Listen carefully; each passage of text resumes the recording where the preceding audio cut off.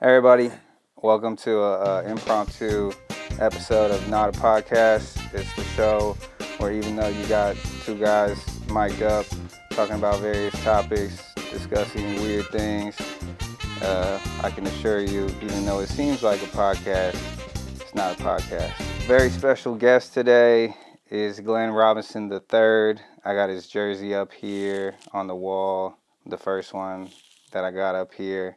It's my guy of probably 7 years, something like that. 7 years. Yeah. Wow. Yeah. NBA slam dunk champion. How many years? 7-year vet.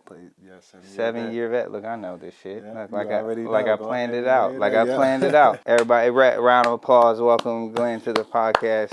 To Not a Podcast. Appreciate it. No, but appreciate you stopping by. Like I said, this wasn't exactly planned. We didn't get any questions in, so your boy's just gonna go off the cuff like I usually do. Yeah, man. Tell me, when did you find out that you were good at basketball? I probably remember being good at basketball. I started at the age of 5, and I don't remember like every detail about that. But I've seen the pictures when you were like tall with the glasses. the bifocals. Yeah. But I don't remember every detail. But I played for like a YMCA team basically. And I remember I didn't know all the rules, but it was fourth quarter. The time was running out. I had the ball out of bounds, and I just shot it from out of bounds, and it went in. And I hit the game-winning shot in my head with 2 seconds So you left. partying. And I was celebrating, Yeah. but I didn't understand the rules at this time. But I just knew that I was the best player on the court, and we needed a game-winning shot. You needed the bucket, and you were like, fuck it, I'm not giving this to anybody else. This is me right now. Hell yeah. When was your first dunk? I couldn't dunk. Actually, a lot of people don't know this. I couldn't dunk to my sophomore year in high school. You were one of those like lanky, praying mantis looking dudes who couldn't get up. Huh? Yep. I was like a late boomer, like a growth spurt hit me late. I used to just pray I could dunk. I used to put salt in my shoes like Jordan. I tried to do everything. Salt in your shoes. Salt in my shoes before I went to sleep. What's the idea of that? That's gonna help you grow. Michael Jordan did it. So. It's gonna give you the bounce. So I did it. Damn, and that didn't work though. That didn't work. You had to get the shoes. I had these shoes that it basically made you have a heel, like how females go out in heels. It made you have. You just wanted to feel like it made you take away the heel. It made you have a heel up here in the front, so your calves would like get stronger. Yeah. And So you just did that so that you would stop wearing women's heels? Exactly. Yeah, Basically. In high school, yeah. So I tried everything to dunk, and I still couldn't do it till my sophomore year in high school. Yeah. And then it was easy after that? After that, I just took off, and then I started getting offers from all the colleges. I saw that dunk because you guys were blue, right, in high school? High school, yep. Yeah. I saw you dunk on a little kid that looked like me. And it hurt my feelings. Yeah.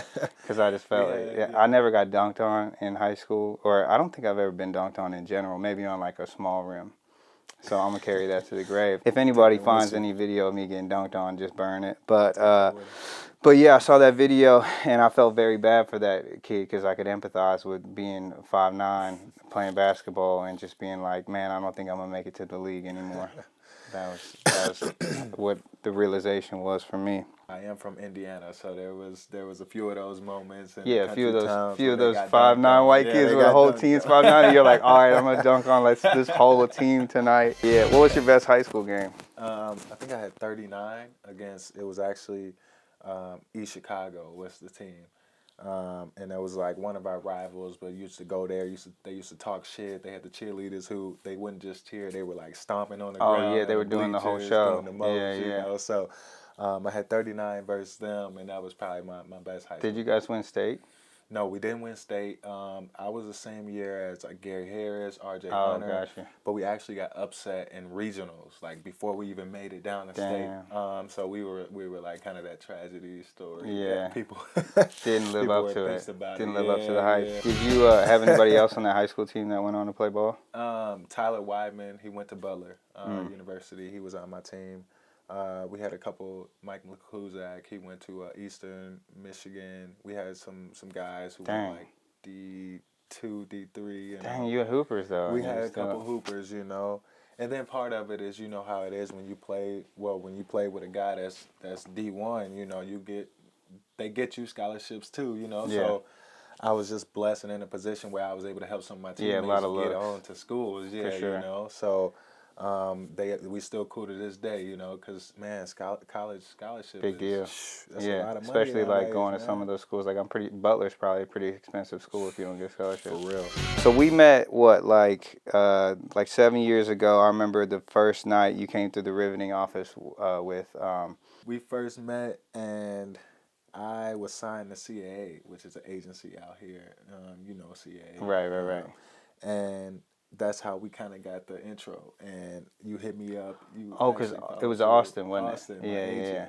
And he had called me and was like, "Who is that you listening to?" And I'm like, "Oh man, it's this dude named Kyle." And I didn't know you at the time, but I was watching your video at the time. I'm like, "Oh yeah, there's some guy named Kyle. He's with Chris Brown. I got this video going on." And it might have been a song. I don't know if it was a video. No, might it have was been a probably the song. video because I was hooping hard, Yeah. and you were probably like, "Damn, this dude, Yeah. he deserves a shot. Like we could probably use him." Yeah. And Right. because then eventually you guys had T.J. McConnell, and you probably like saw the similarities The there. You were like, similarities, "Yo, exactly. that's like the same person." You know what I mean? Exactly. But anyways, that's how we got the connection. He asked me who I was listening to. I'm like, "Yo, it's this guy named Cal. He got connected to you. You followed through and came to dinner. We came to a game, right? And then dinner. I think you're right. Yeah. Came to a game. Yeah, and we then went to Boa. Boa. Yeah, and that was the night that I got. We were all drinking Long Island's. Yep. And I thought that me being 5'9", 155 pounds, that I could drink with a bunch of dudes who were like 6'7". I'm pretty sure was that the first night though? Because I remember it was me and you and Solo, and I think AG, Yep. and maybe like one other person. Was that the night I got super drunk? The first night? That was the night. That was it. Yeah. So we drank a bunch of Long Island iced tea. And then I fell over in the bushes. I maybe tried to sit on a traffic cone or something. Fell over into the bushes. And then I remember waking up at 10 a.m. the next morning and just rolling over to Sarah and being like, "Yo, what the fuck happened last night?" And then I was just like, my next thought was, I was like, "Yo, this is my first real impression with dude." I was like, he's going to be like, "I'm never hanging out with this white kid again." But then I went on to do that same thing I did that night about 10, 15 other times. Yeah. Over the course of the last 7 years. So Yeah. I'm pretty sure you've seen me in like at least a couple of my top 10 drunkest moments, bro. That night was definitely hilarious. There- But I didn't judge you at all. Let's see. We went to Indiana for the first like little tour run we did when there was like 3-4 tickets sold probably, and you came through with a party bus of like 30 people, right? It was like you were with George, and I know Miles came through too, of course, several females. And I remember after the first song, I look over on like side stage, and Miles is standing right there. Basically, like even though I'm standing on the stage, Miles is 7 feet tall, so I'm like looking at Miles in the face. You know what I mean? Like just straight to the face because he's just that much taller. And I remember he's like, "Bro, can I get up on stage?" I'm like, "Yeah, you can fucking get up on stage, bro." And I remember we got a gift. I got to find the gift from that night where we're all up on stage. Like all of us, fucking Larry, everybody, and I got a bum ankle, I think, and we're just fucking jumping. Like there was probably 20 people on that's stage. When you hurt your ankle around that same Yeah, time? yeah. There was like 20 people on stage probably, and like 4 or 5 people in the crowd, you know. I remember that. You've always been a hell of a supporter, man. I appreciate that. Of course. Appreciate of course. that, for real. I think that was, if I'm not mistaken, that was the same trip you came down to visit me in Indianapolis, and you and Dessa, and you guys were chilling with me and Jules. Oh, that might have been the trip. first time I brought Dessa down. I also forgot about this time. Do you remember the time that? I know do you what you're remember? gonna Do you remember the time when you guys were in the playoffs? I think Indiana was in the playoffs, and you got me tickets with my brother and my dad, and we all came from Cincinnati. And afterwards, my dad was so stoked because we were in the garage after the game, and Larry Bird drove by. Oh, yeah. And Larry Bird fucking chucked the deuce, and my dad fucking just melted inside, you know, like I can only imagine. man, my dad was so happy about that, like he's gonna remember that for the rest of his life. And then that night, so this was your apartment in like downtown. that was that night where somebody had passed out on the couch, Mm-hmm. and then I think who was Larry living with you at the time? Yeah. Larry Yeah, was so saying, Larry was yeah. in his spot, you were in your spot, and I was like, man, I don't think I'm gonna sleep on this hardwood floor. So I think what happened in my drunken state, I think I went down to try to sleep in the Jeep, Mm-hmm. which is the same Jeep from the It's Nothing video. Um, but I tried to sleep in the Jeep, and I'm pretty sure it was locked.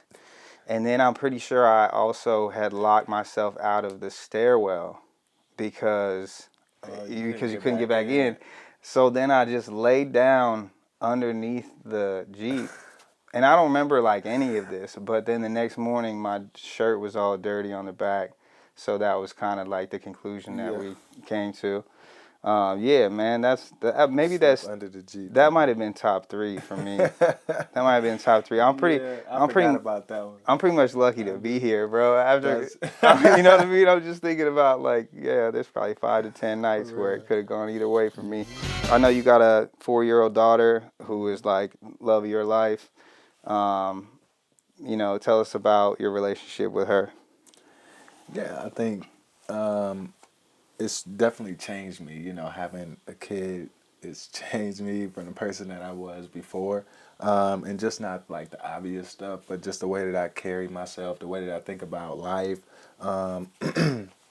It's probably like just like you think about things as an artist, you know, and it's like one day that'll change and your inspiration or change and just, you know what I'm saying? It'll just magnify just your everything approach that and you your do. perspective. Yeah, your perspective to things might change. So I think that's the biggest thing for me. But it just brought a lot of joy to the life, you know, to see that something that you created grow every day is something crazy because every day, like, they turn into something different or they can say something more or especially at their age when they're small, you know. So but also like learning to enjoy things while they're here because I remember when my daughter was like a little baby and I'm rocking her and now she's walking and telling me, Personality. trying to tell me what to do. You Yeah. feel me? So Yeah, I feel you. And probably that, like, living those experiences through, like, watching your child experience things for the first time, where with, like, that innocence of a kid, So now, like, I'm sure when you go and have those experiences with her, like, that is literally what you were focused on, is, like, watching your kid kind of, like, soak in the environment and grow yeah, into facts. a young you. Do you feel like she's a lot like you? Yeah, cause she's, you know, I'm tall, lanky. She's like tall and lanky like me, you Yeah, know, she's and not. she But bro, athletic. she looks cool though. You look Yeah. like a dork when Yeah, you're right. younger, I bro. did. I So did. She do. I'm nervous though, cause she's very beautiful. She's very pretty, and yeah, like as these stages go, I'm like, man, I'm like, yeah. But you know what? She's taller than all the kids her when age, it bro. comes time to come to prom and all of that, bro, it's gonna crush me. Man. Yeah, but you already know how you're gonna It's handle gonna that. crush You're just me. gonna be sitting on the front porch, Yeah. being like, "Hey, be home at 11, Exactly. cleaning a fucking hunting bow." Yep, You know? exactly. Yeah, well, you might as well tell that story too. Yeah, I might as well tell You that gonna be on story the too. porch with me, we gonna be Glenn as a what 21? You were probably, when did you buy that? You were probably 22, 21, 22. I was 22. I was young. So making some questionable purchases. He spending some money in some Definitely, way just in 'cause some you could interesting do it. ways. Bought a hunting bow, which is maybe not the best thing to have when you live in downtown Indianapolis and you're 6'7" walking around. You don't really need a hunting bow. There's no really way to conceal the hunting bow when you're walking on the streets of Indianapolis. But I remember you were moving out of that place and you were like, "Hey man, do you want a hunting bow?" And I was like, "What?" And you were like, "I don't know, like your dad or something. Would your dad want a hunting bow?" And I'm like, "Yeah, I definitely want a hunting bow, bro. Like, give me that bow." Yeah, man. That's funny. Yeah. You took it. You sent me a video. Yeah, I'm You know, nice. shooting. Yeah, I know. I see. I'm Katniss Everdeen, bro. I seen. So Yeah. it came to good use. That's what it was meant to be. That's what I'm saying, so. man. And now if there's a zombie apocalypse, I'm up there bloodlust, just You got us. sniping. Yeah, I got You that, got bro. us. I got that. I appreciate you being on, especially impromptu, just like just rolling through and rolling with the punches. Appreciate all the support too. Personally, there's no way that we would even be here without Glenn. He's bailed me out so many fucking times, and I mean that like 100%. like literally bailed me out. Literally wouldn't be here if it weren't for him. So I'm glad you guys could witness this. But yeah, man, appreciate you being a part of it, Yes, sir. bro. It's all love, always. My whole family is in support of him. It's true, man. It's true. And I want your brother to be my bodyguard at some point. So seriously. He we're gonna have did to- like a little mock at one of your shows before. That Yeah. was his little test run. I So remember now he wants got to me all the produce a way because content. there was no bathroom backstage, so I had Yeah, to just right. just hide behind him, get all the way across to the bathroom. Now he's good. Yeah. But no, man, appreciate you being on. Appreciate you guys tuning in and watching as always. Thank you for being a part of this group. It means a lot to me. I'm excited to roll out the album. I'm excited for you guys to hear and see what we got next. So thank you guys. We'll see you.